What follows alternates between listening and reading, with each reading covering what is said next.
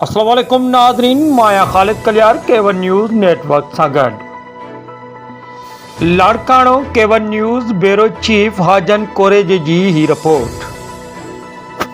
SSP Larkana Sarfaraz नवाज़ शेख योम अलैहिस्सलाम जे सिलसिले में जारी मजलिसुनि ऐं मातमी जुलूसनि जी रूटनि जो दौरो कयो, जिते हिन मार्केट ऐं सिविल लाइन थाणनि जी हदुनि में क़ाइम मरकज़ी इमाम बारगाहुनि जे मुंतज़िमीन ऐं परमिट होल्डर समेत मुख़्तलिफ़ शिया अॻुवाणनि सां मुलाक़ात करे अमन अमान जी सूरतहाल बाबति ॼाण वरिती।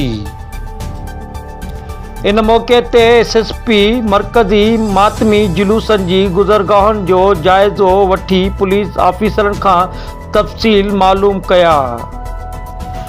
दौरे दौरान इमाम बारगाहुनि जे मुंतज़िमीन ऐं परमिट होल्डरनि लाड़काणो पुलिस तरफ़ां जारी कयल सिक्योरिटी प्लान ते भरपूर एतमाद जो इज़हार कंदे SSP जो शुक्रियो पिणु अदा कयो। ॿिए पासे लाड़काणो पुलिस तरफ़ां SSP जी जारी हिदायतुनि मूजिबि पूरे ज़िले में सख़्त स्टेप चेकिंग जो अमल जारी आहे। SSP लाड़काणो सरफराज नवाज़ शेख केवन न्यूज़ सां ॻाल्हाईंदे चयो त असां पंहिंजा तमामु बहितरीन इंतज़ाम कया आहिनि, मुकमल सिक्योरिटी सां गॾु। केवन न्यूज़ नेटवर्क लाड़काणो।